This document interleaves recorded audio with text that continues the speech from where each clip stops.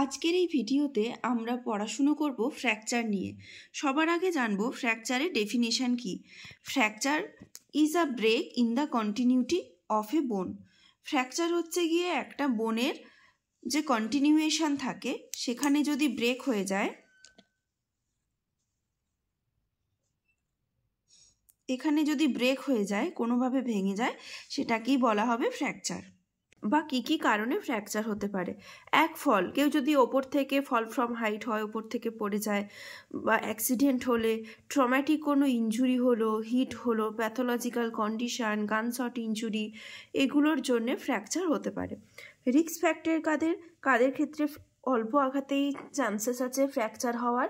Old age, বয়স্ক মানুষদের, চিলড্রেনদের, যাদের বোনস উইক আছে, ম্যালনারিশড পিপলদের, এবং স্পোর্টস খেলার সময়।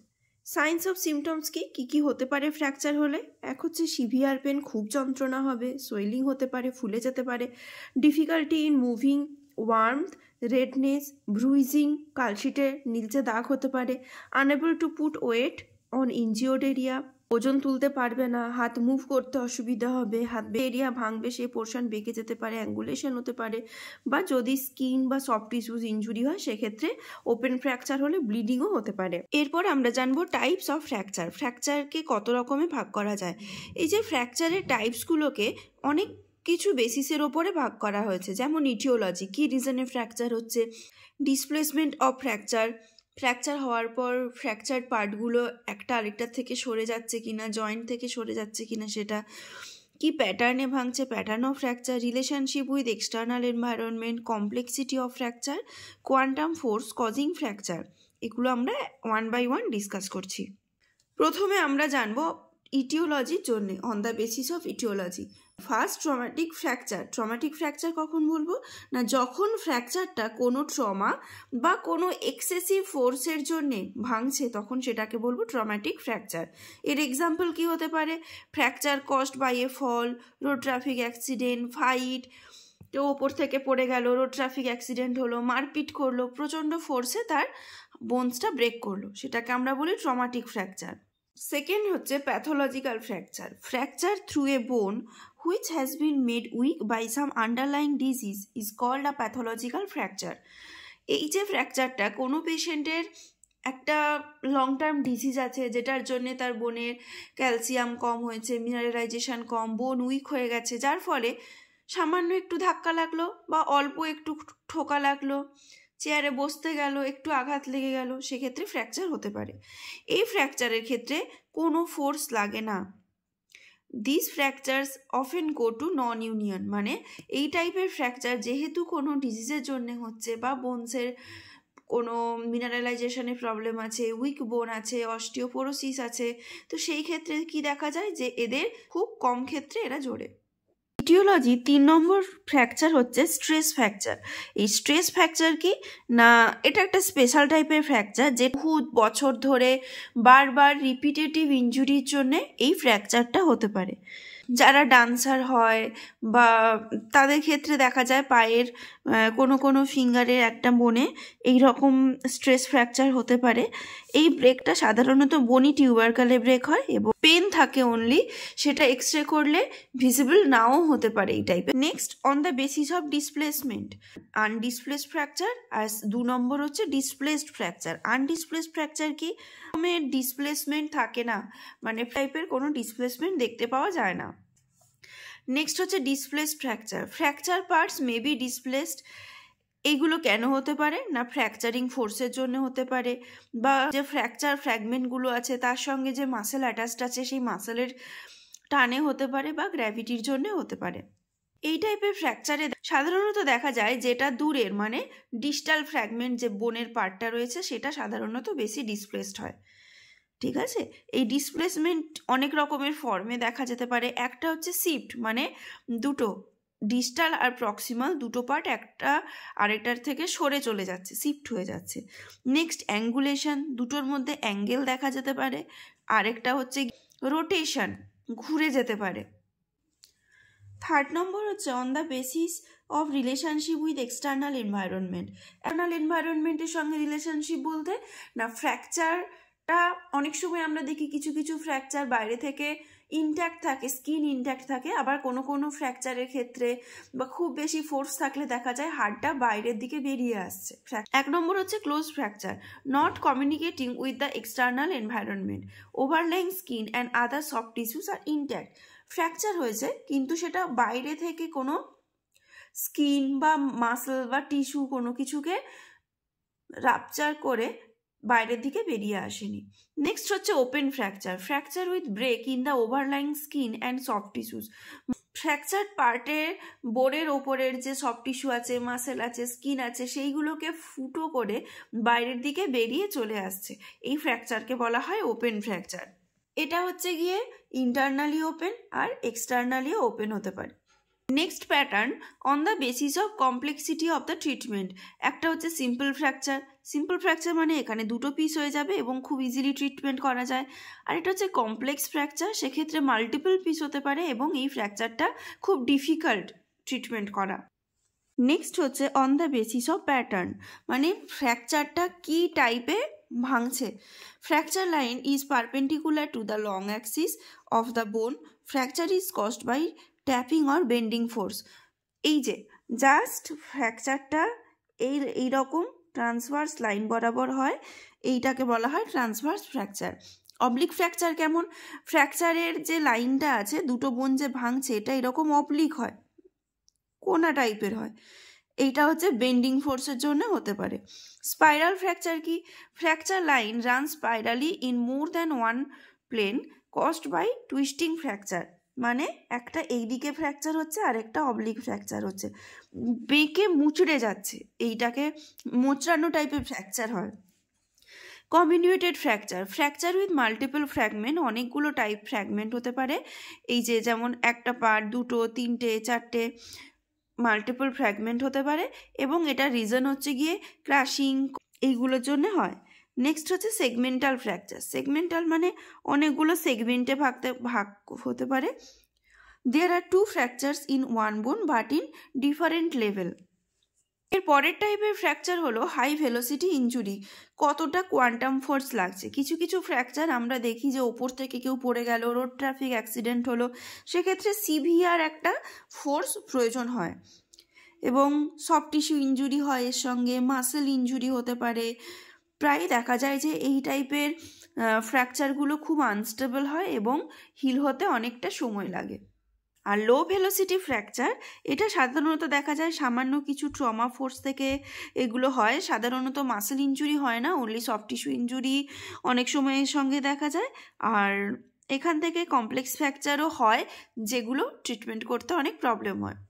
প্যাথোলজিক্যাল ফ্র্যাকচার আগেই বলেছি, এটা সাধারণত কোনো একটা ক্রনিক ডিজিজের জন্যে বোনগুলো কি হয়, বনি পোর্শনগুলো অনেক উইক থাকে, তো যার ফলে দেখা যায় সামান্য একটু ট্রমা হলো বা এমনি একটু হালকা আঘাত লাগলো যেটাতে ভেঙে যাওয়ার কথা নয়, বাট সেই টাইপের ফোর্সেও বোন ভেঙে যেতে পারে।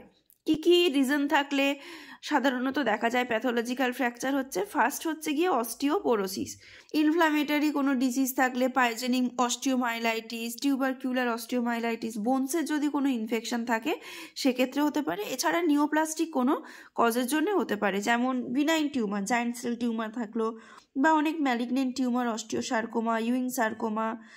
সেকেন্ডারি যদি কোনো টিউমার থেকে লাং, কিডনি, প্রস্টেট বা ব্রেস্ট, এইসব ক্যান্সার থেকে কি হয় না, যদি বোনসে সেগুলো ছড়িয়ে যায় সেক্ষেত্রেও প্যাথোলজিক্যাল ফ্র্যাকচার হতে পারে।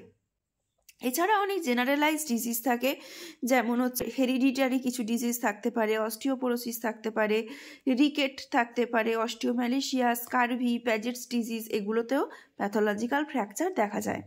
প্যাথোলজিক্যাল যে ফ্র্যাকচারটা হচ্ছে, এই ট্রিটমেন্ট বা ডায়াগনোসিস কী করে হবে?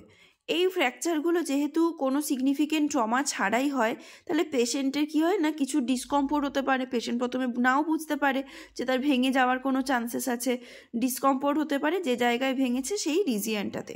এর ট্রিটমেন্ট কি, প্রথমে ডিটেক্ট করা হয়, এক্সরে করা হয়, নেক্সট অ্যাসেস করা হয় যে ফ্র্যাকচার যে পোর্শনগুলো আছে সেটাকে কতটা ক্যাপাসিটিতে ইউনাইট করতে হবে, কারণ আমরা আগেই জেনেছি এই টাইপের ফ্র্যাকচারগুলো নন ইউনিয়নের চান্সেস বেশি থাকে, জুড়তে চায় না। যে ডিজিজের জন্য প্যাথোলজিক্যাল ফ্র্যাকচার হচ্ছে, তো সেই ডিজিজটাকে ট্রিটমেন্ট করা এবং ফ্র্যাকচার পার্টগুলোকে ফিক্স করা, এগুলোই হচ্ছে প্যাথোলজিক্যাল ফ্র্যাকচারের ট্রিটমেন্ট। কী কী এক্সরে ডায়াগনস্টিক টেস্ট করা হয়? 1 নম্বর হচ্ছে X-ray, MRI and CT scan করা হয়। এই যে ফ্র্যাকচারের ট্রিটমেন্ট আছে, এটাকে আমরা 3টে ফেজে ভাগ করি। 1 number emergency care, 2 number definitive, phase 2 definitive care and phase 3 rehabilitation. Phase 1 emergency care, এটা বেসিক্যালি এই কেয়ারটা স্টার্ট হয় সাইট অফ অ্যাক্সিডেন্টে বা অ্যাক্সিডেন্টের পরে। ইমার্জেন্সি কেয়ার আছে, এটাকে শর্টে রাইস থেরাপি বলা হয়। রাইসের R for rest to the part by splinting, I for ice, C for compression, E for elevation. এই যে পুরো প্রসেসটাই পুরোটাই করা হয় সোয়েলিং রিডিউস করার জন্যে এবং যাতে ফ্র্যাকচার পার্টগুলো বেশি মুভ করে মাসেল, নার্ভ, এই ব্লাড ভেসেলস এগুলোকে ইনজুরি না করতে পারে তার জন্যে। তাহলে প্রথম পয়েন্ট হচ্ছে রেস্ট টু দ্য পার্ট। কীভাবে আমরা রেস্ট দেব না, প্রথমেই যদি হাতের কোনো বোন ফ্র্যাকচার হয় বা পায়ে, সেক্ষেত্রে যদি কোনো রিং থাকে বা হাতে ক্লায়েন্ট ব্যাঙ্গেল পরে থাকেন, সেগুলোকে খুলে দিতে হবে। এনি অ্যাভেলেবল অবজেক্ট, যেমন আশেপাশে যেটা পাওয়া যাবে, news paper, cardboard, magazine, umbrella, pillow বা কোনো লাঠি থাকলো, রিজিড কাপড় থাকলো, সেগুলোর ওপরে ফ্র্যাকচার পার্ট রাখতে হয়। Any available long piece of cloth, কোনো বড় কাপড়ের টুকরো থাকলে সেটা দিয়ে বেঁধে দিতে হবে। এরপরে ফিল ডিস্টাল পালসেস, দূরের দিকে যে পোর্শনে ভাঙছে তার ডিস্টালি পালস আছে কিনা সেটা ফিল করতে হয়। Assessment of nerve supply before and after splinting. এই যে ফ্র্যাকচার পার্টে রেস্ট দেওয়ার অ্যাডভান্টেজ কি না, এটা পেনটাকে আমাদের কমায়, further damage, skin, soft tissue এই ড্যামেজগুলোকে প্রিভেন্ট করে এবং কমপ্লিকেশনস প্রিভেন্ট করে। নেক্সট আইস থেরাপি, একটা পলিথিন ব্যাগের মধ্যে অনেক বরফের টুকরো ক্রাস্ট আইস নিতে হয়, তারপরে পলিথিন ব্যাগটাকে বেঁধে সেটাকে একটা হালকা ভেজা কাপড় দিয়ে কাভার করে দিতে হয় এবং স্কিনের ওপর অ্যাপ্লাই করতে হয়। কখনোই আমরা ডাইরেক্ট আইস অ্যাপ্লাই করব না। নেক্সট কম্প্রেশন, ক্রেপ ব্যান্ডেজ দিয়ে কম্প্রেশন। আর elevation, limb should be elevated above the level of the heart, সবসময় হার্টের লেভেলের ওপরে আমাদেরকে এলিভেট করতে হবে। আপার লিম্বের ক্ষেত্রে আমরা স্লিং বা পিলো ইউজ করব।